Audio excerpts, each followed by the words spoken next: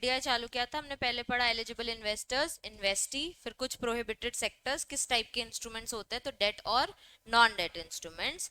फिर कंडीशंस इन एफडीआई, कल हमने समझा सबसे पहले ई कॉमर्स। तो हमने ई कॉमर्स में समझा कि हाँ, एक कंपनी है, अगर एक कंपनी, फर्म, एलएलपी, जो भी एलिजिबल इन्वेस्टर्स हैं वो यहाँ पे स्टार्टअप्स में इन्वेस्ट कर सकते हैं। स्टार्टअप एक क्या हो गया, स्टार्टअप एक क्या है, एक एलिजिबल इन्वेस्टी भी कवर करता है, ठीक है। उसकी कुछ कंडीशंस थी कि हाँ 100% आप कर सकते हो, इन्वेंट्री बेस्ड मॉडल है तो ही आप कर, मतलब मार्केट बेस्ड मॉडल है तो ही कर सकते हो, इन्वेंट्री बेस्ड मॉडल में नहीं कर सकते। आपके पास बी टू बी बिजनेस होना चाहिए। इसको याद करने का तरीका यही रहता है। क्या प्रॉब्लम है जिया?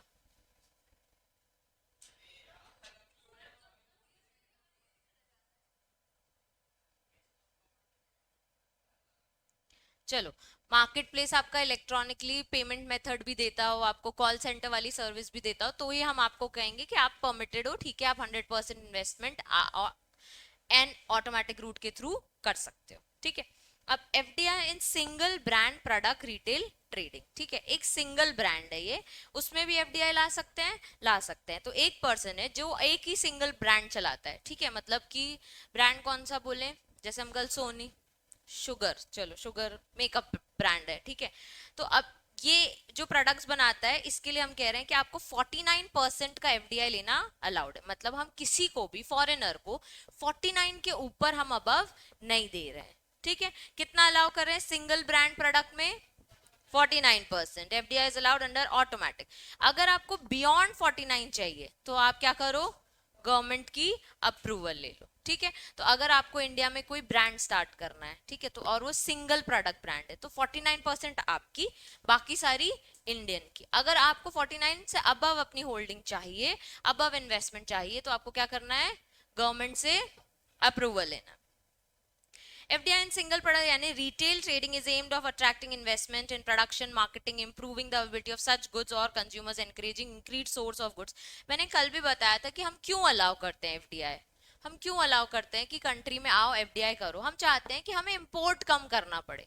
आप आओ यहाँ पे इन्वेस्ट करो अपना बेस्ट। अब अगर कोई 49% का इन्वेस्टमेंट कर रहा है सिंगल पर्सन, तो अपना कितना ज्यादा वो इन्वॉल्व होगा बिजनेस में, ताकि उसको 49% जितना रिटर्न भी मिल सके। उसको 49 का डबल ट्रिपल पैसा चाहिए, वो उसको इतनी मेहनत करनी है। तो वो अगर फॉरेनर है और इतना टेक में स्मार्ट है, या फिर मार्केटिंग में अच्छा है, प्रोडक्शन में अच्छा है, जो भी इजी कर सकता है वो हमारे अपनी मैन्युफैक्चरिंग यूनिट के डेवलपमेंट के लिए, उसके लिए हम कह रहे हैं उसको कि तुम आओ एफडीआई दो। Conditions for FDI in single brand products to be sold, सबसे पहले कंडीशन क्या है, आपका एक सिंगल ब्रांड ही होना चाहिए। सब आस्था और उन लोगों को देखने में लग जाओ। आपका एक सिंगल ब्रांड होना चाहिए। और कोई है क्या? Product should be sold under same brand internationally. Product should be sold under the same brand one or more countries other than India. जैसे तुम लोगों ने एग्जाम्पल दिया शुगर, ठीक है, तो सिंगल ब्रांड ओनली है, एक ही मेकअप प्रोडक्ट्स बनाता है, ठीक है। अब हम कह रहे हैं कि यही चीज आप इंडिया में भी कर रहे हो, तो सेम ब्रांड का नाम ही इंटरनेशनली भी यूज करोगे। तो आप आओ 49% का इन्वेस्टमेंट करो, यहाँ पे जो ब्रांड नेम चला रहे हो इंटरनेशनल भी सेम ब्रांड चलाओ, या कोई भी कंट्री में अदर देन इंडिया अगर इसको बेचना चाहते हो तो सेम नाम से ही चलाना है। Single brand product retail covers only products branded during the manufacturing. अब ये इसमें पूरी मैन्युफैक्चरिंग भी आपकी खुद की होनी चाहिए। आप raw material here and there from ले लो, कोई दिक्कत नहीं है, लेकिन आपकी मैन्युफैक्चरिंग होनी चाहिए। तो शुगर खुद की मैन्युफैक्चरिंग करती है। A non-resident entities or entities, whether owner of the brand or otherwise, shall be permitted to undertake single brand product retail in the country for a specific directly or indirectly tenable agreement। हाँ, अगर आपको ये 49% की ownership भी चाहिए, मतलब आप own करते हो 49% का इक्विटी इन्वेस्ट करना, तो हम कह रहे हैं कि ठीक है, आप अपने बीइंग नॉन रेसिडेंट इसमें ओनरशिप रख सकते हो, ठीक है, 49% की आप ओनरशिप रखो, एक प्रॉपर लीगल अग्रीमेंट कर लो, क्योंकि बाकी के 51% तो इंडियन के पास है ना। तो हम कह रहे हैं एक प्रॉपर अग्रीमेंट कर लो, और जो भी एविडेंस आरबीआई को लगेगा ना अंडर ऑटोमेटिक रूट, वो आप हमेशा सबमिशन के लिए रखना। लास्ट में हमारे कुछ टॉपिक्स हैं रिपोर्टिंग के। तो अगर कोई पर्सन सिंगल ब्रांड में 49% का इन्वेस्टमेंट कर रहा है, तो रिपोर्टिंग के लिए हमें आपका एक अग्रीमेंट लगेगा, क्योंकि बाकी इंडियन 51% होल्डर्स के साथ आपने अग्रीमेंट किया होगा कि इसमें मैं 49% होल्ड कर रहा हूं, प्लस एक एविडेंस आपको आरबीआई को देना पड़ेगा जो कि वो अग्रीमेंट है जो प्रूव करता है कि 49% की ओनरशिप आपके पास इस ब्रांड में है. In respect of proposal involving foreign investment brand beyond 51%, अगर आपका 49% नहीं है, अब क्या है 51% से ज्यादा इन्वेस्टमेंट है, तो आप कौन से रूट में हो? अप्रूवल रूट में. हम कह रहे हैं 30% ऑफ द सोर्सिंग, मतलब 30% of the raw material, 30% of the investment जो आप यहाँ पे करोगे इंडिया के रॉ मटेरियल लेने में, वो आपको इंडिया में करना है. और एमएसएमई वाले लोग या विलेज कॉटेज इंडस्ट्रीज, इन सब से आपको वो प्रोडक्ट्स लेना है. इसको ऐसे समझो, एक मैन्युफैक्चरिंग यूनिट है, ठीक है, जिसका नाम है शुगर. ठीक है, इसमें एक फॉरेनर ने 49% लगाए, ऑटोमेटिक रूट में आप लगा सकते हो, हमको कोई दिक्कत नहीं है. अगर ये 49% हो गया, अगर ये 49, अभी क्वेश्चन पूछूंगी, हाँ, अगर ये 49% 51% हो गया है तो क्या हो गया है, बियॉन्ड 51% हो रहा है, तो आप कौन से रूट में आ गए हो? अप्रूवल रूट में. जब आप अप्रूवल रूट के अंदर आ गए हो तो हम कह रहे हैं कि आप 30%, 51% इन्वेस्ट किया, ठीक है, उसका 30% की sourcing of raw material India से करो.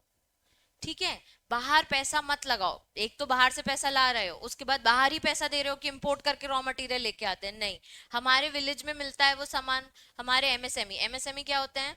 Small and medium scale enterprises. ठीक है, वो वाले, ऐसी कोई इंडस्ट्रीज, ऐसे कोई कॉटेजेस जो ये वाले सामान बनाते हो, तो उनसे वो सामान आपको खरीदना है. ये बेसिक कंडीशन है जो आपको फॉलो करनी है. लिखा कैसे है? In respect of proposal involving foreign investment beyond 50%, comma है फिर. ठीक है, sourcing of 30% of the value goods purchased, comma, will be done from India. तो अगर आप शुगर की मैन्युफैक्चरिंग करते हो तो वो जो लिक्विड डालते हो लिपस्टिक में, मेकअप में जो पाउडर डालते हो, वो सब सोर्स करोगे, चाहे बाहर से करोगे चाहे इंडिया से करोगे. 30% इंडिया से करो, उसके ऊपर बाहर से करना है तो कर लो. क्लियर है? प्रेफरेबली अब वो सोर्सिंग जो आपको इंडिया से करनी है उसमें प्रेफरेबली वो एमएसएमईज होने चाहिए, विलेज होने चाहिए, कॉटेज इंडस्ट्रीज होने चाहिए, लोकल आर्टिस्टियंस होने चाहिए, क्राफ्ट्समैन होने चाहिए इन ऑल सेक्टर्स. क्लियर है? ये हमारे प्रमोशन के लिए आपको समझ आ रहा है कि किस तरीके से गवर्नमेंट ने पॉलिसीज बनाई, किस तरीके से कंडीशंस बनाई जिससे इंडिया का डेवलपमेंट कहीं भी हार्म ना हो. भाई फॉरेन से पैसा आ रहा है, सामान भी सब फॉरेन से आ रहा है, तो इंडिया वाले कहाँ कमाएंगे? तो हम कह रहे हैं ठीक है तुम लो फॉरेन से, हमको कोई दिक्कत नहीं है, बियॉन्ड 51% भी लो, हम अप्रूवल भी दे रहे हैं, लेकिन 30% की सोर्सिंग इंडिया से करो. ठीक है, हमने पढ़ा single brand product retail trading. इसमें अगर एफडीआई आता है तो कितना अलाउड है? 49%. अगर अब गवर्नमेंट रूट से जाना है तो बियॉन्ड 49%. इसकी कुछ कंडीशंस है. सबसे पहले जो प्रोडक्ट है वो सिंगल ब्रांड नेम ही होना चाहिए, उसकी मैन्युफैक्चरिंग आपके पास होनी चाहिए. अगर आपको इसकी ओनरशिप रखनी है तो आप इसकी ओनरशिप भी रख सकते हो, लेकिन लीगल टेनेबल अग्रीमेंट आपको करना है और रिक्विजिट एविडेंस भी आरबीआई को सबमिट करना है. जब आप फॉरेन इन्वेस्टमेंट 51% से ऊपर लोगे तो 30% की सोर्सिंग आपको कहां से करनी है? इंडिया से. जो भी आपको परचेजिंग करनी होती है, जब भी आप कोई प्रोडक्ट बनाते हो तो कुछ ना कुछ चीजें परचेज करते हो फिर सेल करते हो, चाहे बना के सेल करो या रिटेलिंग में ही हो सिर्फ, तो हम उस हिसाब से आपको कह रहे हैं कि जो भी आप परचेज करोगे वो 30% इंडिया से ही खरीदना है, preferably from MSME, village, cottages, artisans, craftsman और इन ऑल सेक्टर्स. क्लियर है? अब आ जाता है multi brand retail trading. 51% FDI followed allowed under government root. अगर आपको मल्टी ब्रांड करना है, जिसमें लिखा है लाइक बिग बाजार और पैंटलून्स. अब ये लोग क्या करते हैं? बहुत सारे ब्रांड्स रखते हैं. चाहे वेस्ट साइड है, वेस्ट साइड भी बहुत सारे ब्रांड्स रखता है अपने अंदर, सिंगल ब्रांड नहीं चलाता. चाहे बिग बाजार जाओ, रिलायंस जाओ, रिलायंस तो इंडिया की कंपनी इसलिए नहीं बोल रही हूँ उस नाम पर, जो ऐसे अब कंपनीज हैं वो लोग बहुत सारे ब्रांड्स रखते हैं. ठीक है, तो हम उनके लिए कह रहे हैं कि आपको 51% एफडीआई अलाउड है अंडर गवर्नमेंट रूट. कंडीशन क्या है? Fresh agriculture produce including fruits, vegetables, flowers, grains, pulses, freshly poultry, fishery, meat products, मतलब जो भी खाने वाने की चीजें हैं वो आप अनब्रांडेड भी यूज कर सकते हो. ठीक है, तो अगर आपका ऐसे मल्टी ब्रांड स्टोर है तो वहां पे अनब्रांडेड सिर्फ ये खाने पीने वाली चीजें, agriculture products, vegetable, fruits, unbranded भी हमको अलाउड है. मे भी लिखा है.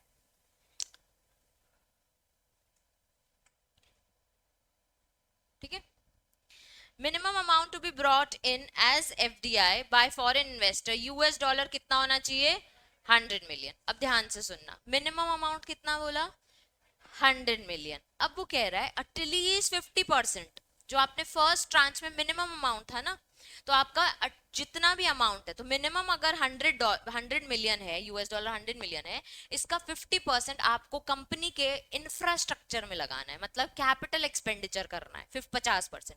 मतलब कि मल्टी ब्रांड है, बहुत सारी चीजें रखते हो, कुछ कुछ खुद भी प्रोड्यूस करते हो, खुद के भी प्रोडक्ट्स रखते होगे, तो आपके पास एक बैक एंड इंफ्रास्ट्रक्चर भी चल रहा होगा, जहां आपके पास मशीन्स होंगी, प्लांट एंड मशीनरीज होगी, तो उसमें 50% लगाओ। ठीक है, 100 मिलियन का 50% इंफ्रास्ट्रक्चर में लगाना है, मतलब कि जो आप बोलते हो लॉन्ग टर्म एसेट्स, वो सारे चीजों में। ठीक है, at least 50% of total FDI brought in first tranche of US dollar 100 में shall be invested in back end infrastructure within 3 years, where back end infrastructure में आ जाते हैं capital expenditure, all activities excluding front end units. Front end units यानी हम नहीं कह रहे हैं स्टाफ पे लगाओ, ठीक है, 50%। शुरू का 50% 3 साल तक आपको कहाँ कहाँ पे लगाना है, इंफ्रास्ट्रक्चर। मतलब कि अगर आप बड़ा सा बिग बाजार बना रहे हो, ठीक है, अब ये बिग बाजार है, इसकी बिल्डिंग खड़ी होगी, 1 2 3 4 फ्लोर बनेंगे, हो सकता है आपको 5th 6th 7th फ्लोर भी लगाना है, एफडीआई ले रहे हो तो पहले वो 5th 6th 7th फ्लोर पे पैसा लगाओ, अच्छी लिफ्ट बनवाओ, फैंसी बनाओ उसको, तो इंफ्रास्ट्रक्चर पे पहला 50% आपको लगाना है। तो शुरू के 3 साल आपको अपना इंफ्रास्ट्रक्चर बेटर करना है, तो 50% वहां लगाओ, पूरा 100% वहां पे माल जमा करने के लिए मत लगाओ। क्लियर है?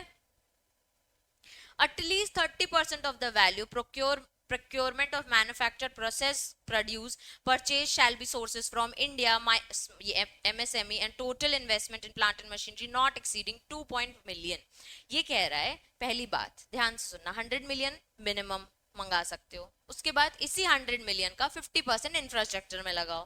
फिर हम कह रहे हैं 30% जो मैन्युफैक्चर प्रोक्योरमेंट करना है, मतलब आपको कुछ ना कुछ रॉ मटेरियल लेने या फिर मैन्युफैक्चर्ड गुड्स लेने हैं, तो वो आप इंडिया से लो। ठीक है, और प्लांट एंड मशीनरी खरीद रहे हो अगर अपने मल्टी ब्रांड स्टोर के लिए, तो 2 मिलियन 2.00 लिखा है, 2 मिलियन की प्लांट एंड मशीनरी तक का खर्चा कर सकते हो। मैंने साइड में लिखा है देखो, मैक्स मिनिमम कितना, मिनिमम है, मैक्स नहीं। ठीक है, मिनिमम कितना 100 मिलियन। ठीक है, 50% back end infrastructure within 3 years, 30% source कहां से करना है, इंडिया से, और सिर्फ 2 मिलियन यूज कर सकते हो किसमें, प्लांट एंड मशीनरी में। ये चीजें आपको याद ही करनी पड़ेंगी, स्टिकी नोट में फटाक से इतना सा लिख लो। ऐसा तो नहीं लिखा है 1 साल के लिए, 1 साल कहाँ लिखा है, नहीं, नहीं है ऐसा कुछ भी नहीं है। Back end infrastructure within 3 years, 30% from India used, मतलब वो जो आपको रॉ मटेरियल वगैरह लेना है। Plant and machinery US dollar 2 million का पैसा लगा सकते हो। अब देखो आपने क्या बोला, 51% आप एफडीआई ले सकते हो, मतलब कि बच्चे आपने 100 करोड़ का एक बिग बाजार बनाया है, ठीक है, अब 100 करोड़ आपके पास नहीं है, तो हमने क्या बोला, ठीक है बाहर से पैसा ले लो। ठीक है, तो हम कितना अलाउ कर रहे हैं आपको, 51%, तो 100 करोड़ का 51% बाहर से उठा लो, बाकी आपका। ठीक है, अब ये जो बाहर से उठा रहे हो ना, इसके लिए कंडीशंस है कि ये बाहर से उठाया, बाहर से उठाने के बाद पहली बार में कितना पैसा आना चाहिए, यूएस डॉलर 100 मिलियन। जब आपके पास यूएस डॉलर 100 मिलियन आ रहा है, तो इसका 50% कहाँ जाइए, इंफ्रा में, इंफ्रा में आ गया, बचा भी है अभी। ठीक है, अब जो 50% को इन्होंने 100 मान लिया ना, जब अब पैसा आ गया, ठीक है, अब 30% कहाँ लगाना है, इंडिया से लेना है। जो भी आपको मैन्युफैक्चर के लिए प्रोक्योरमेंट चाहिए, कोई भी प्रोसेस्ड गुड्स के लिए कुछ ना कुछ चाहिए, तो वो आपको कहां से लेना है, इंडिया से। प्लांट एंड मशीनरी में ये 100 मिलियन है ना, प्लांट एंड मशीनरी में कितना लगा सकते हो, 2 मिलियन लगा सकते हो। ठीक है जी, 20% ही बाहर से कर सकते हैं, बाकी चीजों के लिए बहुत होता है यार, 100 मिलियन है।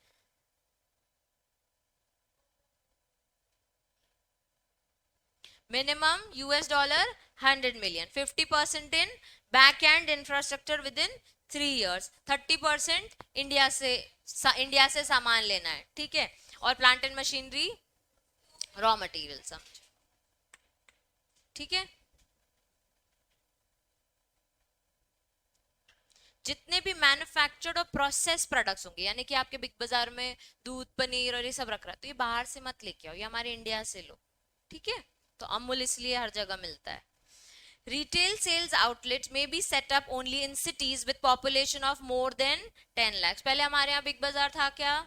नहीं था। तो जब पॉपुलेशन 10 लाख, मतलब अगर एफडीआई है तो जब पॉपुलेशन 10 लाख की हो जाती है तब हम बोल रहे हैं कि आप वहां पे ये वाले रिटेल स्टोर खोल सकते हो, मतलब हर जगह हम आपको अलाउ नहीं करेंगे, ठीक है। Cover area of the 10 kilometre around the municipal urban, मतलब टोटल एरिया आपको 10 किलोमीटर का कवर करना है। इतना पैसा अगर बाहर से उठा रहे हो, बड़ा मल्टी ब्रांड रिटेल, तो उसमें आपको पार्किंग भी लगेगी, बड़ी सी बिल्डिंग भी लगेगी, तो टोटल एरिया कितना कवर करना है? तो तभी अपन जब जाते हैं तो अपन देखते हैं कि पार्किंग्स भी अवेलेबल रहती हैं टू व्हीलर के लिए, 2-3 बेसमेंट्स होते हैं इनके पास, तो ये उसको नहीं, आपको कवर करना है उतना एरिया कि आसपास और कोई बिग बाजार नहीं खोल सकता, रेडियस। हाँ, cover an area of 10 kilometre, हाँ बेसिक एरिया 10 किलोमीटर कवर करना, उससे ज्यादा कवर कर लो, वेल एंड गुड। वो आपको रेरा अलाउ करे तो ना। Government which have first right to procurement of agriculture products, अगर तुम ये रखते हो तो उसमें गवर्नमेंट का फर्स्ट राइट, गवर्नमेंट ने अपना राइट अपने आप में होल्ड कर रखा है। The above policy is enabling policy only and the state government territories would be free to take own decisions regard of implementation of the above policy, मतलब ऊपर की पॉलिसी सबको फॉलो करनी। स्टेट गवर्नमेंट को हमने बोल दिया या यूनियन टेरिटरीज को बोल दिया कि अपने हिसाब से कुछ डिसीजंस या चेंजेस इन पॉलिसीज करने हैं तो वो अपने लिए कर सकते हैं, मतलब सेम बिजनेस अगर स्टेट गवर्नमेंट लाती है तो जरूरी नहीं है कि उसको ये सारी चीजें फुलफिल करनी है, वो ओन डिसीजन से भी चेंजेस कर सकती है। तो बच्चे मल्टी ब्रांड अगर रिटेल स्टोर खोल रहा है, कितना परसेंट अलाउड है? 51% अंडर गवर्नमेंट रूल, ठीक है। मिनिमम कितना लेके आओगे? 100 मिलियन। इसमें वेजिटेबल, एग्रीकल्चर प्रोडक्ट्स, फ्रूट्स, ये सब अनब्रांडेड भी रख सकते हो। आपको 30% किस में यूज करना है? मैन्युफैक्चर्ड और प्रोसेस गुड्स जो इंडिया में मैन्युफैक्चर्ड हो, ठीक है। उसके बाद 2 मिलियन किस में लगा सकते हो? 50% किस में लगा सकते हो? Back end infrastructure. कितना रेडियस कवर करना है?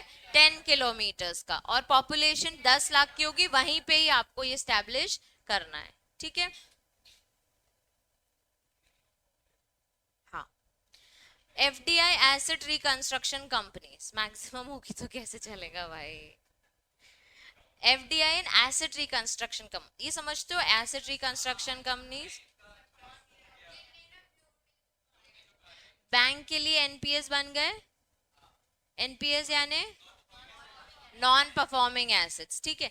जब आपके एनपीएस आ गए तो आप तो अब दिवालिया हो सकता है भैया, आपके पास लोन नहीं है, आपके पास डिपॉजिट देने के लिए पैसा नहीं है, सब खा गए आपका लोन। तो हमने ऐसे स्टैब्लिश फाइनेंशियल इंस्टीट्यूशंस कमाए बनाए हैं जिसको हम बोलते हैं एसेट रिकंस्ट्रक्शन कंपनीज। ये लोग इन्हीं बैंक्स को, शेड्यूल बैंक्स को हेल्प करते हैं। इसके पीछे बहुत बड़ा डेटा है बैंक्स का कि एक बैंक कितने परसेंट का लोन देता है, कितने परसेंट का डिपॉजिट अपने पास रखता है, कितने परसेंट की different different kind of services देती है, वो ध्यान में रखते हुए ये वाले इंस्टीट्यूशंस बनाए गए। तो जिनके ये नॉन परफॉर्मिंग एसेट्स मिलते हैं, तो कुछ के पास तो होंगे ना कुछ तो एसेट्स होंगे, जैसे किसी के पास घर हो गया, किसी के पास घर ना छोड़ के सिर्फ फर्नीचर हो गया, तो इनको वो बेच के कुछ ना कुछ पैसा अरेंज करते हैं, क्रेडिट सिक्योरिटीज क्रिएट करते हैं, और उससे बैंक को ये संतुष्टि देते हैं कि तुम्हें नुकसान होगा तो हम बैठे हैं, ठीक है। तो हमने ऐसी कंपनीज में भी अलाउ किया है कि आप एफडीआई उठा सकते हो। बहुत छोटा सा टॉपिक है, इसमें देखो लिखा है asset reconstruction means company registered with RBI under section 3 of SARFAESI act. Conditions क्या है? Person resident outside India can invest in capital of ARC registered with RBI up to 100% of automatic route, क्योंकि ARC क्या करता है? हमारे banks को बचाता है, तो उससे हमारा फायदा होगा। तो एफडीआई हमने ऑटोमेटिक रूट में डाल दिया, कितना percent? 100%. Investment limit of a sponsor in shareholding of an ARC will be governed by the provision of SARFAESI. मतलब इसमें जो जो आप करोगे उसमें सब कुछ सरफासी एक्ट के प्रोविजंस आपको फॉलो करने हैं. ये हमने पढ़ा था. एफपीआई क्या होता है बच्चे? Foreign portfolio investment. उसके लिए हमने क्या पढ़ा था? अगर वो अनलिस्टेड कंपनीज में इन्वेस्ट करता है बिलो 10% तो वो क्या हो जाता है? एफपीआई. तो वही लिखा है, total share holding of an individual चाहे एफआईआई हो या एफपीआई हो shall be below 10% of the total paid up, तभी वो एफपीआई कहलाता है. उसके बाद वो चाहे तो सिक्योरिटी रिसीट्स भी खरीद सकता है. एफपीआई और एफआईआई में allowed to invest 100% of each tranche in securities receipts जो भी बनाई है हमने अंडर एआरसी. उसमें आप 100%, 10%, अब कंफ्यूज मत होना, 10% की होल्डिंग होगी आपकी टोटल. ठीक है, चाहो तो पूरा पैसा आप लगा लो. ठीक है, लेकिन आपकी होल्डिंग कितनी है? 10%. हम आपको अलाउ करते हैं कि हाँ 100% का एक पहला ट्रांच में हम इतना ही लेके आए कि 10% ही इक्विटी उसकी है, तो वो इंडिविजुअल पूरा 100% एक बार में खरीद सकता है. ठीक है, जैसे एसेट रिकंस्ट्रक्शन पढ़ा, छोटा सा टॉपिक एक और, वो है इंश्योरेंस कंपनी. एसेट रिकंस्ट्रक्शन में कितना परसेंट अलाउ किया था? Under automatic 100%. ठीक है, इंश्योरेंस कंपनी में अलाउड है 49% FDI is allowed in insurance company, insurance broker, third party administrator, survivors and loss assessors, other insurance intermediaries जो भी IRDA ने बनाए हैं. ठीक है, कितना परसेंट अलाउड है? 49%. कंडीशंस कुछ हैं जो इंश्योरेंस कंपनी में फॉलो करनी है उनको. पहली condition, no Indian insurance company shall allow the aggregate holding by way of total foreign investment, चाहे इक्विटी शेयर्स दो चाहे कुछ भी, या इंक्लूडिंग पोर्टफोलियो. 49% से हम आपको ज्यादा पेडअप कैपिटल में घुसने नहीं देंगे. ठीक है, 49% का पेडअप कैपिटल ले लो अंडर ऑटोमेटिक रूट, पर सारी चीजें आपको एज पर IRDA ही करनी है. ठीक है, आपको सारे कंप्लायंस फॉलो करना है इंश्योरेंस एक्ट के जब भी आप एफडीआई रिसीव करोगे. An Indian insurance company shell ensure that it's ownership and control remains in the hands of resident Indian entities. 49% दे देंगे, लेकिन सारा कंट्रोल किसके पास है? इंडियन एंटिटीज के पास. Any increase in foreign investment अगर करना है तो आरबीआई की गाइडलाइंस के हिसाब से ही करना पड़ेगा. Total foreign equity cap of 49% shall apply on the same to above insurance brokers, चाहे थर्ड पार्टी हो चाहे इंटरमीडिएट हो, सब पे सेम चीजें अप्लाई होंगी. 49% किस में ला सकते हैं वो? Insurance companies, brokers, third party administrators, survivors और लॉस, ये सब इंश्योरेंस कंपनी के ही लोग हैं बच्चे. ठीक है, इसमें आप 49% का इन्वेस्टमेंट करो. हम फिर से कंडीशन में ही बोलते कि पहली बात आपके पास सिर्फ और सिर्फ 49% का ही total share of paid up capital हो सकता है. सारा कंट्रोल किसके पास होगा?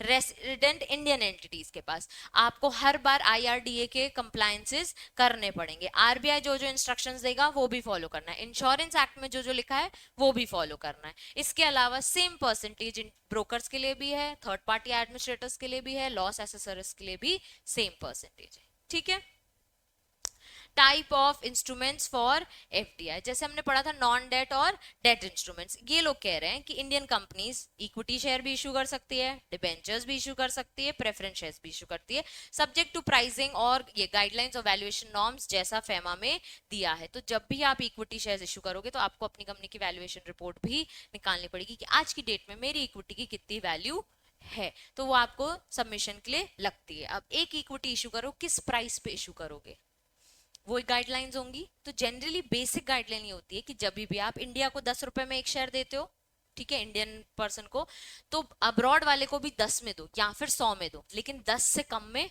मत दो. मतलब कि सपोज इंडिया कंपनी है, ठीक है, मैंने इसके शेयर्स खरीदे, मैं कौन हूं? इंडियन हूं. इसने मुझे बोला एक शेयर हम आपको 10 रुपए में देंगे, तो मैंने बोला चलो 50 शेयर दे दो. कितने कितने के हो गए? 500 रुपए के. ठीक है, अब यही फॉरेनर आया, भैया मैं फॉरेनर हूं मुझे शेयर्स दे दो. वो बोले अरे तुम तो फॉरेनर हो, ज्यादा पैसे लेगा इंडियन, बोलेगा नहीं नहीं मैं बाहर से आया हूँ, मैं तुम्हारे यहाँ बहुत दिमाग भी तुम्हें दूंगा, बहुत सारे इंटेलेक्चुअल बातें बताऊंगा कैसे इंप्रूव कर सकते हो, तो मुझे शेयर सस्ते में दे दो। नहीं, गाइडलाइन कहती है या तो 10 में ही दो जिस जिस रेट पे तुमने इंडियन को दिया है, या 10 से ऊपर दो। तो सेम एज इट इज जो इंडियन रेसिडेंट्स को आप देते हो, या तो उसी रेट पे दे दो या फिर उससे ऊपर, उससे नीचे नहीं। मतलब इंडियंस के साथ कहीं से भी नुकसान करने की जरूरत आपको नहीं है। तो बेसिक प्राइसिंग गाइडलाइंस और valuation norms as per FEMA आपको फॉलो करना है। प्राइस एट, उसके बाद optionally clauses are allowed in equity shares, debentures and preference shares. मतलब ऑप्शनली क्लॉजेज यानी optionally convertible debentures, optionally convertible preference shares, ये सारे ऑप्शंस भी आप दे सकते हो। और चाहे इक्विटी दो, डिबेंचर्स दो, प्रेफरेंस दो, सारे ऑप्शंस हम आपको अलाउ करते हैं। बस लॉक इन पीरियड समझता है क्या होता है? जिस टाइम में कोई भी चीज को ट्रांसफर आप नहीं कर सकते। तो अगर इक्विटी, डिबेंचर या प्रेफरेंस तो मिनिमम लॉक इन पीरियड कितना हो गया? 1 ईयर का। किसी को कोई डाउट? आई थिंक ये सब सिक्योरिटी लॉ में पढ़ा हुआ है। एग्जिट फ्रॉम इन्वेस्टमेंट, अगर किसी को अपना शेयर बेचना है, हटाना है, हमें आपके शेयर्स नहीं चाहिए, 1 साल के बाद ही आप कर सकते हो। ठीक है, 1 साल तो एटलीस्ट हमें पैसा यूज करने दो, उसके बाद आओगे वापस मांगने तो हम आपको वो पैसा दे देंगे। ठीक है। Preference share slash debentures, other types of preference share debentures जिसमें मैंने बताया नॉन कन्वर्टेबल या ऑप्शनली कन्वर्टेबल या पार्टली कन्वर्टेबल वाली चीजें भी आप अब कर सकते हो, पर इसको हम कंसिडर क्या करेंगे? As debt. जो कंप्लीट कन्वर्टेबल होते हैं जैसे CCDs, convertible compulsory convertible debentures बोलते हैं। डिबेंचर क्या होता है बच्चे? एक टाइप का लोन होता है, लेकिन अगर हम उसको सीसीडी के टाइप में इशू करेंगे यानी कन्वर्टेबल डिबेंचर्स टाइप इशू करेंगे, तो ये अल्टीमेटली हमारे क्या बनने वाले हैं? इक्विटी। तो हम इसको डेट कंसिडर नहीं करते हैं। लेकिन अगर मैं ऑप्शन देती हूँ आपको कि मैं कंपलसरी ऑप्शनलेबल डिबेंचर्स आपको इशू करती हूँ, तो ये क्या होगा? आपके पास ऑप्शन है कि आपको डेट डेट रखना है, इक्विटी इक्विटी करनी है। तो जब ऐसी चीजें होंगी कि अभी ऑप्शन अभी हुआ नहीं है वो एग्जीक्यूट की, ये इक्विटी रख रहा है कि डेट रख रहा है, तो तब तक क्लेम को क्या कंसिडर किया जाता है? डेट की। ठीक है। Accordingly, all norms applicable of ECBs relating to eligible borrowers, recognized lenders, amount, maturity and use shall apply. तो अगर नॉन कन्वर्टेबल इशू करोगे, ऑप्शनली कन्वर्टेबल या पार्टली कन्वर्टेबल, तो कौन से रूल्स फॉलो करने हैं? ECB के। तो ECB में हमने पढ़ा है रिकॉग्नाइज्ड लेंडर्स कौन होते हैं, रिकॉग्नाइज्ड बोरोवर्स कौन होते हैं। इशू ऑफ डिपॉजिटरी रिसीट्स, आप चाहो तो एफसीसीबीज और डिपॉजिट रिसीट्स यानी एडीआर जीडीआर भी इशू कर सकते हो। Acquisition of warrants and partly paid shares, warrants क्या होते हैं? क्या होता है? हम्म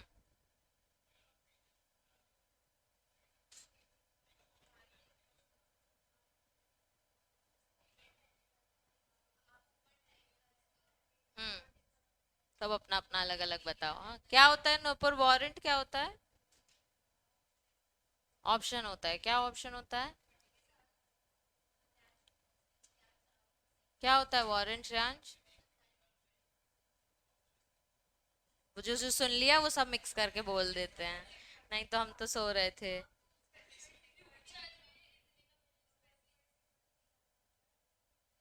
थोड़ा एग्जाम्पल देके बताओ क्या बोलना चाह रहे हो, मैं देखूं तुम लोग ने क्या समझा है वारंट। हाँ, कंफ्यूज हो रहे हो क्या? शेयर सर्टिफिकेट और वारंट क्या होता है? शेयर वारंट और शेयर सर्टिफिकेट क्या होता है? शेयर सर्टिफिकेट क्या होता है?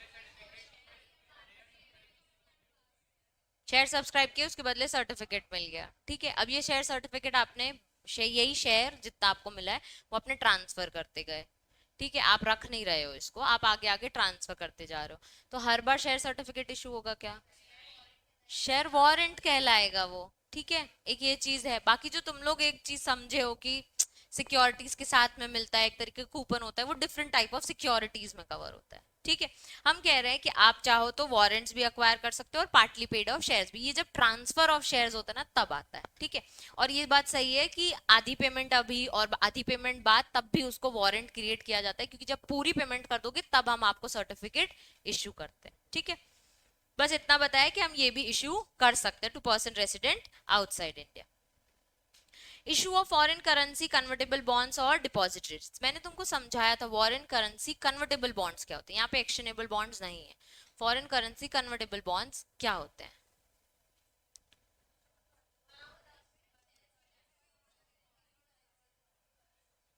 करेंसी जो फॉरेन कन्वर्टेबल क्या?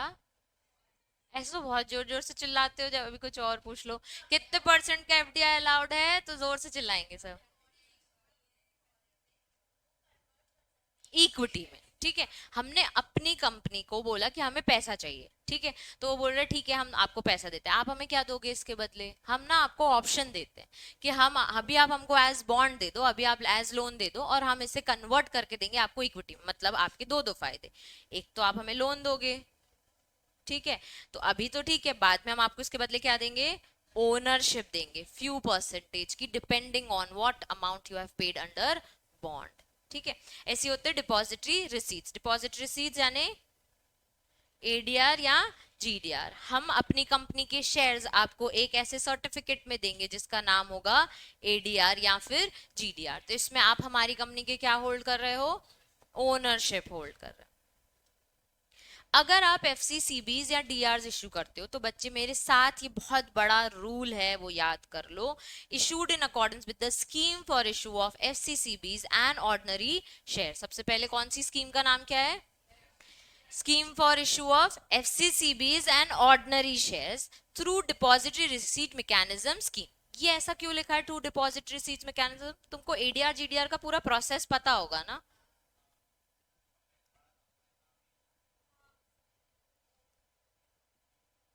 अभी नहीं है ये टॉपिक, अभी है ना? क्या होता है प्रोसीजर, तो फिर मैं क्यों बताऊं? तुम बताओ। इंडियन कंपनी है, हाँ शेयर्स रहते हैं। ये मुझे पता है, कैसे प्रोसेस पूछ रही है एफसीसीबी?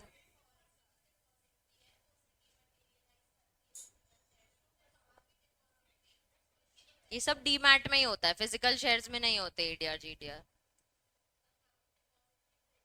यहाँ पे भी तुम्हारी एक डिपॉजिटरी होगी। कस्टोडियन बैंक का कहाँ गया फिर रोल?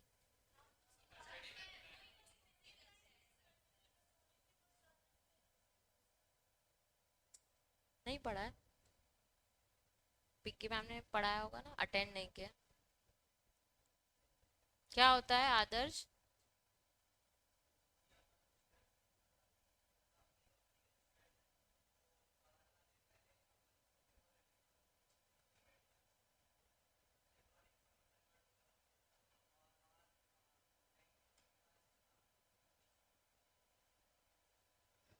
मैं नहीं देख रही भाई, तो बोल ले।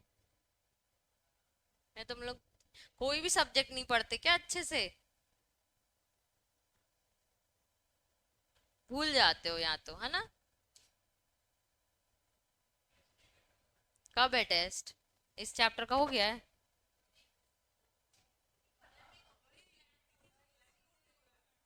क्यों?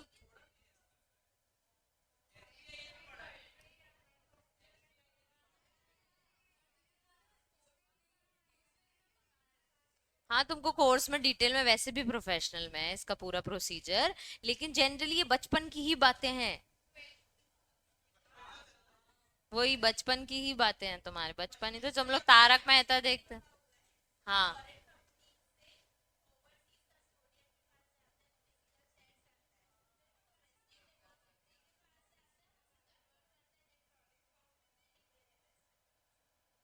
समझ गए।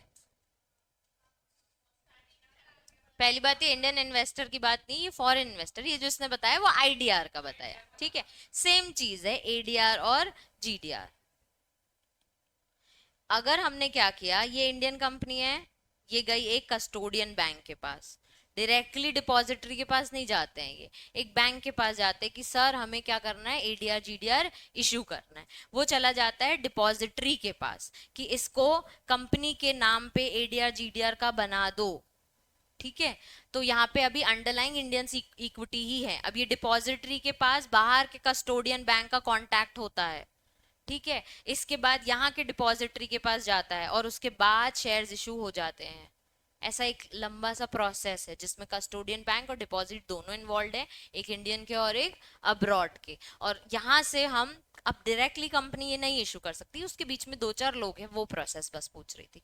तुम्हें मतलब इजीली पता है कि हाँ इंडियन कंपनी बाहर ईडीआर जीडीआर इशू करती है, पर there is a complete process जो उसने बताया वही चीज की पहले कस्टोडियन बैंक के पास जाते हैं, फिर डिपॉजिटरी के पास जाते हैं, फिर वहां के कस्टोडियन बैंक से मुलाकात होती है या वहां के डिपॉजिटरी से मुलाकात होती है, वो कस्टोडियन बैंक के पास जाता है और फिर वो इशू करता है। ठीक है, ऐसे ये प्रोसेस काम करता है। ये प्रोसेस कहाँ बताया है, एक स्कीम में, जिस स्कीम का नाम है FCCBs and ordinary shares bracket में through depository securities through depository receipts mechanism scheme 1993 and DR scheme 2014। तो दो स्कीम्स हैं। जो FCCBs के लिए वो कब आई थी, 1993 में। डिपॉजिट रिसीट्स कब आए थे, 2014 में। FCCBs की स्कीम का नाम क्या है, FCCBs and ordinary shares to depository receipts scheme mechanism scheme 1993 और डीआर स्कीम 2014। तो अगर इशू ऑफ FCCBs बॉन्ड्स या डिपॉजिट रिसीट्स पूछता है तो सबसे पहले तुम्हें ये स्कीम मैंडेटरी स्पेसिफाई करनी है, इसलिए तुम्हें याद होनी चाहिए। उसके बाद तुम्हें सारी चीजें, क्योंकि तुम्हें बस यही बताना है कि इसकी गाइडलाइंस आपको फॉलो करनी है। अगर आपको FCCBs इशू करना है या आपको डिपॉजिट रिसीट्स इशू करना है तो आपको ये वाली स्कीम के गाइडलाइंस फॉलो करनी है। स्कीम का नाम क्या है, FCCBs and ordinary shares through deposit receipts mechanism scheme 1993 and depository receipts scheme 2014। DRs are foreign currency denominated instruments। ये क्या होते हैं, डिपॉजिट रिसीट्स क्या होते हैं, फॉरेन करेंसी डिनोमिनेटेड इंस्ट्रूमेंट्स होते हैं। मतलब इंडियन कंपनी बाहर देती है कि तुम्हारी ही करेंसी के डिनोमिनेटेड ये इंस्ट्रूमेंट्स है। ठीक है, इशूड बाय फॉरेन डिपॉजिटरी। कौन इशू करता है इसको, फॉरेन डिपॉजिट। क्योंकि इंडियन कंपनी ने क्या किया, यहां से कस्टोडियन बैंक के पास गया, कस्टोडियन बैंक किसके पास गया, इंडियन डिपॉजिट। इंडियन डिपॉजिटरी कहां गया, फॉरेन डिपॉजिटरी। फॉरेन डिपॉजिटरी ने क्या किया, ये FCCBs जो भी या DRs है वो इशू वहां पे किए। ठीक है, in that permissible jurisdiction against a pool permissible securities issued or transferred to that foreign deposit deposited with a domestic custodian। फिर वो पैसा कहां पे आया, हमारे कस्टोडियन बैंक में। यहां पे लिख लो इंडियन,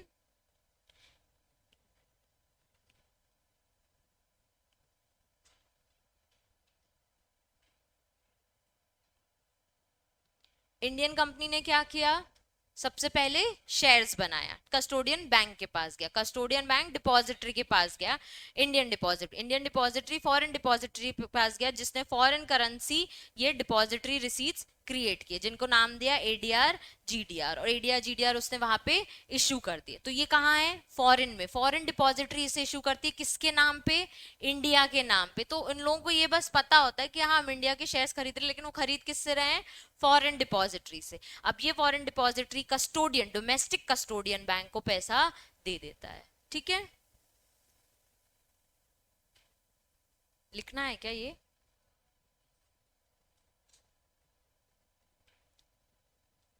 अच्छे से बना लेना तुम लोग, मैंने गंदे से बनाया।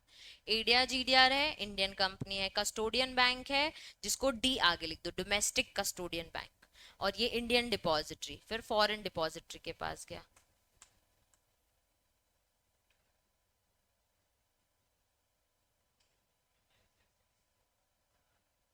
बनाया होगा बुक्स में, तुम्हारे चार्ट भी बना हुआ है इस चीज का, मॉड्यूल्स में बने होते हैं।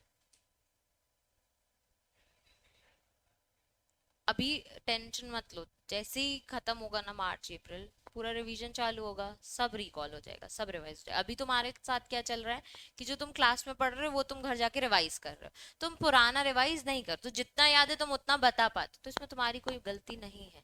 ठीक है, जैसे ही तुम वो रिवीजन चालू करोगे तुम मेरे से भी ज्यादा स्मार्ट हो जाओ। ठीक है,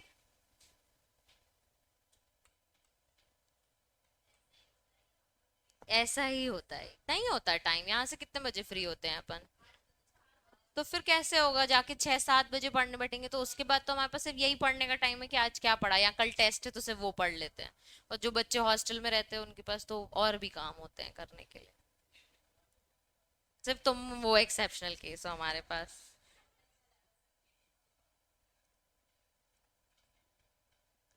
कौन आदर्श भी है? अभय है? पलक? पलक दुकान संभालती है? वाह यार। नहीं, मैं अपनी दुकान चलाती हूँ, चलो। A person will be eligible to issue, अब हमने पढ़ लिया डोमेस्टिक कस्टोडियन को पैसे आ जाएंगे। A person will be eligible to issue और transfer eligible securities to foreign depository for purpose of converting the securities so purchase into DRs in term of deposit receipt scheme. अगर आपको same चीज transfer करनी है या issue करनी है तो हमारे डिपॉजिट रिसीट्स वाली स्कीम वाली गाइडलाइंस ही फॉलो करनी पड़ेगी। टू वे फंजिबिलिटी और ये सब याद है? इंटरचेंज। अच्छा अच्छा, वही चीज है डिपॉजिट रिसीट्स को चेंज करना है, ट्रांसफर करना है, तो उसमें आपको अभी के लिए मैं बता रही हूँ कि ये वाली चीजें में डीआर सिक्योरिटी रिसीट्स वाली स्कीम 2014 वाली गाइडलाइंस फॉलो करनी है। The aggregate of eligible securities which may be issued और transfer to foreign depository shall not exceed the limit for foreign holding or eligible the relevant provision under the FEMA 1999। एक foreigner कितनी securities hold कर सकता है वो guidelines जो FEMA में लिखी है वो भी फॉलो करनी है कि ये इतने ही परसेंट के लिए एलिजिबल है, इससे ज्यादा ये एलिजिबल नहीं है। द प्राइसिंग गाइडलाइंस भी आपको जो डीआर सिक्योरिटी स्कीम में है वही करनी है, और ये प्राइस लेस देन नहीं होनी चाहिए जो आप इंडिया में इशू करते हो। ठीक है, हर बार आपको आरबीआई को रिपोर्ट करनी है एज पर डीआर स्कीम 2014 जो भी आप डिपॉजिट रिसीट्स इशू करोगे। तो फॉरेन करेंसी कन्वर्टेबल बॉन्ड्स या फिर डिपॉजिट रिसीट्स अगर आपको इशू करनी है तो ये 5 कंडीशंस आपको याद करनी है। पहली बात, बेसिक स्कीम है जो FCCBs and ordinary shares through deposit receipt scheme mechanism scheme 1993 and DR receipts 2014 scheme का नाम है। पहली बात, ये आपको इसकी सारी गाइडलाइंस फॉलो करनी है। दूसरी बात, जब भी आपको ये इशू करना है तो आपके फॉरेन करेंसी डिनोमिनेटेड सिक्योरिटीज ही होनी चाहिए, issued by foreign depository. Ultimate पैसा किसके पास आता है? इंडियन डोमेस्टिक कस्टोडियन बैंक के पास। उसके बाद अगर आपको इसे ट्रांसफर करना है, इशू करना है, तो आपको डिपॉजिटरी रिसीट स्कीम की गाइडलाइंस फॉलो करनी पड़ेगी। प्राइसिंग के लिए भी आपको डिपॉजिटरी रिसीट स्कीम की गाइडलाइंस फॉलो करनी पड़ेगी, पर ये प्राइस लेस देन जो आप इंडिया में करते हो उससे नहीं होनी चाहिए। प्लस आपको जब भी आप ये एफसीसीबीज इशू करोगे या डिपॉजिट रिसीट्स, आपको आरबीआई को रिपोर्ट करना है एज पर द स्कीम जो डिपॉजिट रिसीट 2014 है। इसकी लिमिट भी वो वाली एक्सीड नहीं होनी चाहिए, मतलब 1% की होल्डिंग उतनी ही होनी चाहिए जितना फेमा हमको अनाउंस या फिर अलाउ करता है। फंजिबिलिटी स्कीम और टू वे फंजिबिलिटी दो चीजें हैं, ठीक है, ये तुमने पढ़ा होगा। फंजिबिलिटी यानी इसका मतलब होता है एक्सचेंजेबिलिटी, ठीक है। तो अब इसमें क्या होता है, एक रजिस्टर्ड ब्रोकर होता है, मैंने ड्राइंग भी बनाई थी, इंडियन कंपनी से शेयर खरीदता है, ठीक है। परचेज क्या किए, एक ब्रोकर ने इंडियन कंपनी से शेयर्स परचेज, इसको इसने यही डोमेस्टिक बैंक के थ्रू, डिपॉजिटरीज के थ्रू इनको कन्वर्ट किस में कराया, एडीआर जीडीआर में, और इसे एनआरआई को इशू कर दिया। इसको हम बोलते हैं फंजिबिलिटी। उसने क्या किया, इंडियन इक्विटी खरीदी और एक्सचेंज किस में कर दिया, एडीआर जीडीआर में, और फॉरेनर को इशू कर दिया। टू वे फंजिबिलिटी में होता है, सेम बंदा इसने एडीआर जीडीआर खरीद लिया, अब इसे अपने एडीआर जीडीआर बेचने हैं, ठीक है, या इंडियन कंपनी के शेयर्स हैं। हाँ, एक बार पहले ये पढ़ लो, फिर इंडियन पर्सन को अगर एडीआर जीडीआर करना है तो वो किस तरीके से कर सकता है। Under fungibility, a registered stock broker can purchase shares of Indian company from domestic market for purpose of converting into ADR GDR based on instruction received in the overseas investors. यहां लिख लो, broker purchase shares of Indian company dash convert into ADR GDR and issue it in abroad.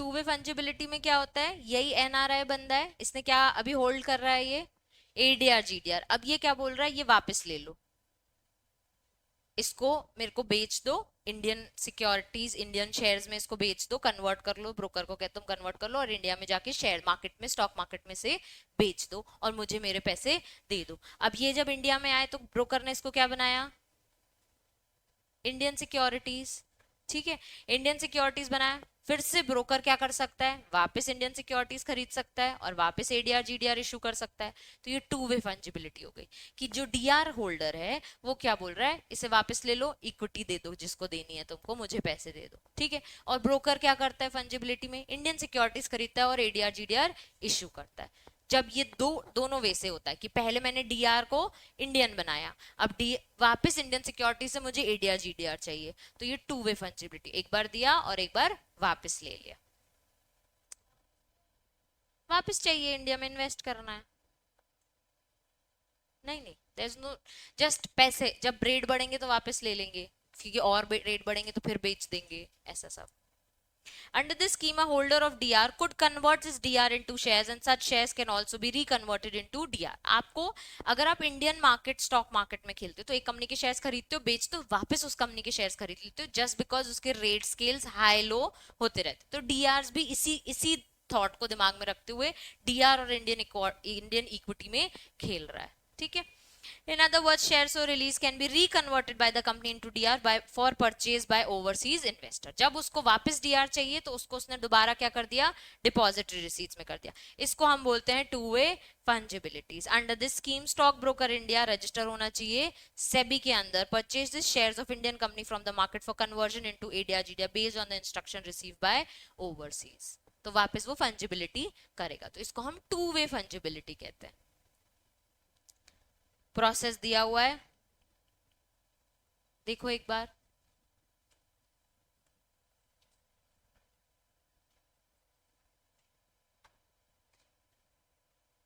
ADR GDR holder जो है foreigner, वो request करता है to its broker in India for conversion of ADR GDR, broker approach करता है company को for conversion in equity, तो cancel हो जाते हैं आपके एडीआर जीडीआर और वापस आप इशू करते हो शेयर्स, ठीक है। तो selling of shares in Indian stock market, फिर वो जो एडीआर जीडीआर होल्डर है वो रेमिटेंस मांगता है कि मेरा पैसा मुझे वापस दे दो, ठीक है। अब ऐसे आता है sponsored ADR GDR issue. Sponsored ADR GDR याद है, सिर्फ फंजिबिलिटी पढ़ा होगा ना, स्पॉन्सर्ड नहीं पढ़ा होगा। स्पॉन्सर्ड में क्या होता है, Indian company can also sponsor an issue of ADR GDR under this mechanism. Company offers its resident share holders a choice to submit their shares back to the company, यानी मैं अपने इंडियन शेयर से, Indian shareholder से बोलूंगी मुझे buy back करना है, ठीक है, मैं तुमसे शेयर्स ले लूंगी और बाहर जाके क्या इशू कर दूंगी, एडीआर जीडीआर, एडीआर जीडीआर का जो पैसा आएगा वो मैं तुम्हें लाके दे दूंगी, उसमें इंडियन कंपनी भी कमाती है और वो पर्सन भी कमाता है। जितने में आपने शेयर्स वापस दिया उससे थोड़ा बहुत प्रॉफिट में मैं आपको एडीआर जीडीआर का पैसा दे दूंगा, बाकी प्रॉफिट कंपनी का, ठीक है। तो इंडियन कंपनी क्या करती है, इनके लिए स्पॉन्सरशिप लाती है, ठीक है, स्पॉन्सरशिप वाला पैसा खुद खाती है, ultimate profit Indian share holders को दे देती है, ठीक है। क्या लिखा है, Indian company can also sponsors an issue of ADR GDR under this mechanism, company offers its resident share holders, तो यहाँ लिखो Indian share holders offer to Indian share holders, पहला point, offer to Indian share holders to give back, Indian shareholders to give back their shares. Offer to Indian shareholders to give back their shares. Offer to Indian shareholders to give back their shares. ठीक है, so that ADR GDR can be issued in abroad. So that ADR GDR can be issued in abroad. इतना लिख लिया, so that ADR GDR can be issued in abroad. Fourth point, proceeds of समझते हो ना, ADR GDR, proceeds of ADR GDR remitted back या returned back लिख सकते हो रिटर्न्ड बैक समझने के लिए to Indian share holders, returned back to Indian share holders. तो पैसा हमने किसको दिया? इंडियन शेयर होल्डर्स को। तो ये क्या हो जाता है? Sponsored ADR GDR. हम फंजिबिलिटी में क्या कर रहे थे? एडीआर जीडीआर वालों को बोल रहे थे इक्विटी मार्केट में अपने पैसे दे दो और अपना पैसा ले लो। इसमें हम इंडियन शेयर होल्डर्स को बोल रहे हैं अपने शेयर्स दे दो और एडीआर जीडीआर इशू करने दो और तुम उसका पैसा रख लेना। ठीक है। The proceeds of ADR GDR issued is remitted back to India and distributed among the resident investors who had offered their rupee denominated shares for conversion। तो जिन्होंने बोला था लो लो हमारे इक्विटीज ले लो, कन्वर्ट कर लो, ADR GDR में बेच दो। देखो इंडियन रुपीज में आपके पास ये वाले शेयर्स जो एडीआर जीडीआर होंगे किस में डिनोमिनेटेड रहते हैं? फॉरेन करेंसी में। फॉरेन करेंसी इंडियन रुपी से ज्यादा है, तो आपके पास जब हमारे पास फॉरेन करेंसी डिनोमिनेटेड शेयर्स वापस इंडिया में आएंगे तो आपके पास थोड़ा बहुत, आज तुम्हारे पास $1 कितने का है? तुम्हारा 89 का चल रहा है। ठीक है, तो 89 का चल रहा है, तो उस हिसाब से तुम्हारे पास पैसा ज्यादा ही आएगा। थोड़ा बहुत हमारे पास, थोड़ा बहुत तुम्हारे पास। The proceeds can be kept in resident foreign currency domestic account by resident shareholders who have tendered such shares into ADR GDR। चाहो तो जो AD के पास आपका एक बैंक अकाउंट खुला है फॉरेन करेंसी का, उसमें भी वो पैसा रख सकते हो। चलो ट्रांसफर ऑफ शेयर्स और ये सब हम कल स्टार्ट करेंगे। अभी हम एक बार रिवाइज कर लेते हैं हमने क्या क्या पढ़ा है। किसको जाना है? जाओ जाओ जाओ जाओ जाओ, ऑल द बेस्ट। चलो हमने पढ़ा है foreign direct investment. Foreign direct investment बच्चे क्या होते हैं कि फॉरेनर हमारे इंडिया में इन्वेस्ट करते हैं, हमारी इंडियन कंपनीज में, एलएलपीज में, पार्टनरशिप फर्म में और प्रोप्राइटरी में। हमारे एलिजिबल इन्वेस्टर और इन्वेस्टी कौन होते हैं मैं बताती हूँ। ठीक है, eligible investors non resident entity, जिसमें हमने बांग्लादेश और पाकिस्तान के बारे में भी पढ़ा है। एनआरआई इन नेपाल भूटान एक वो हो गया। कंपनी ट्रस्ट पार्टनरशिप, ये लोग कौन है? एलिजिबल फॉरेन इंस्टीट्यूशनल इन्वेस्टर्स और फॉरेन पोर्टफोलियो इन्वेस्टर्स दोनों मिला के कितना परसेंटेज का कर सकते हैं? 24%। एफपीआई कितना कर सकता है? बिलो 10%। ठीक है। Venture foreign venture capital investors किस में इन्वेस्ट कर सकते हैं? इंडियन स्टार्टअप्स में। ठीक है। अब 100% अंडर ऑटोमेटिक रूट इनको अलाउड है, और कुछ नॉन रेसिडेंट इंडियंस जो भी आके हमारे यहाँ इन्वेस्ट कर सकते। Eligible investee entities, Indian company में पैसा ले लो, पार्टनरशिप फॉर्म प्रोप्राइटरी कंसर्न में ले लो। ठीक है। अब इसमें जो पैसा आएगा तो एनआरआई और person of Indian origin, repatriation basis पे ले लें या फिर नॉन रिपैट्रिएशन बेसिस पे, जो पैसा आएगा वो अपने ये नॉन रेसिडेंट जो फॉरेन करेंसी अकाउंट है उसमें वो रख सकते हैं। अगर रिपैट्रिएशन ऑप्शन चाहिए तो अप्रूवल ऑफ आरबीआई भी लेना पड़ेगा। इसी में डाउट था? बताऊं फिर से?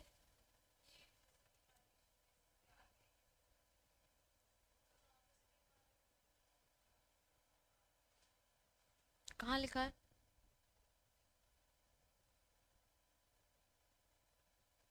ये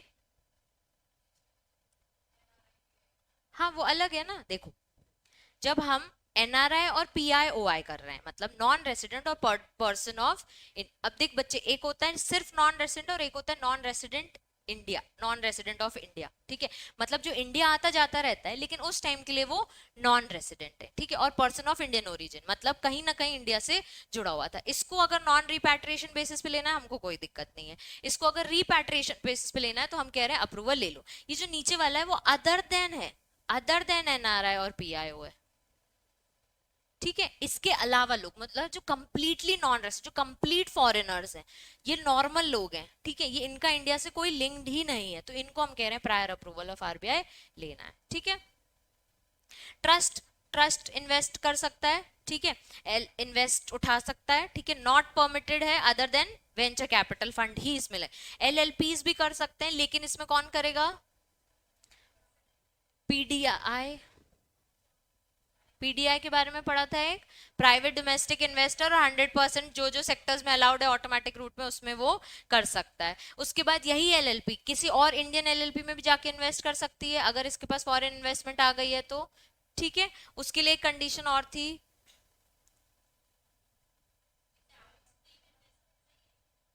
हाँ,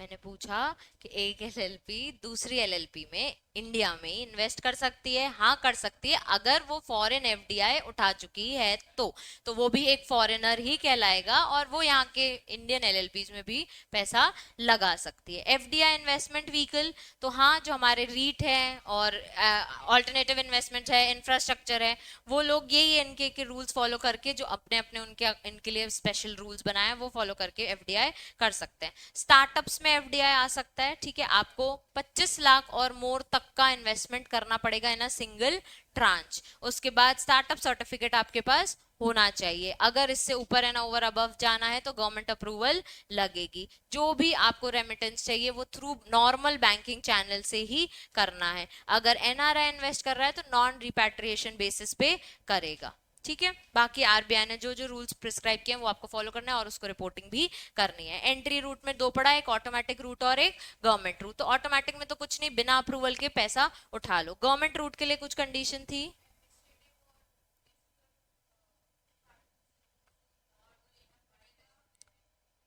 और not controlled by any Indian, merger demerger वाली एक कंडीशन थी, और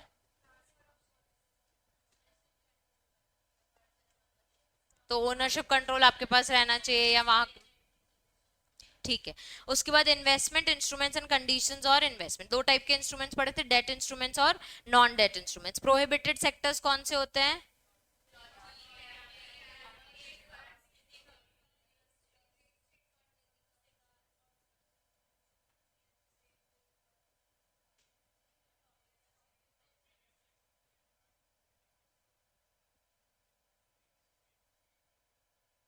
एक सेकेंड,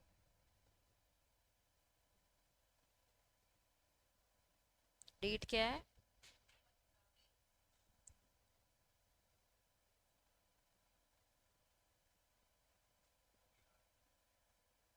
नहीं,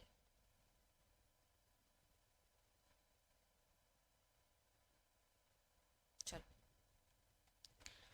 प्रोहिबिटेड है लॉटरी, गैम्बलिंग, चिट फंड्स, निधि निधि कंपनी, ठीक है, real estate, cigarette, cigars, tobacco related वाली चीजें, और ऑटो ऑटो ऑटोमेक एनर्जी और रेलवे में प्राइवेट इन्वेस्टर्स अलाउड नहीं है। फिर हमने ई कॉमर्स पढ़ा, सिंगल ब्रांड पढ़ा और मल्टी ब्रांड, ठीक है, ये तुम रिवाइज करके आओगे। इसके बाद हमने क्या पढ़ा? मल्टी ब्रांड के बाद एआरसी इंश्योरेंस पढ़ा, ठीक है। उसके बाद हमने टाइप्स ऑफ इंस्ट्रूमेंट्स पढ़े, लॉक इन पीरियड 1 साल का, ठीक है, एग्जिट भी 1 साल के बाद। फिर हमने एफसीसीबीज और डिपॉजिट रिसीट्स, इसमें हमने फंजिबिलिटी स्कीम, टू वे फंजिबिलिटी और स्पॉन्सर्ड स्कीम, ठीक है।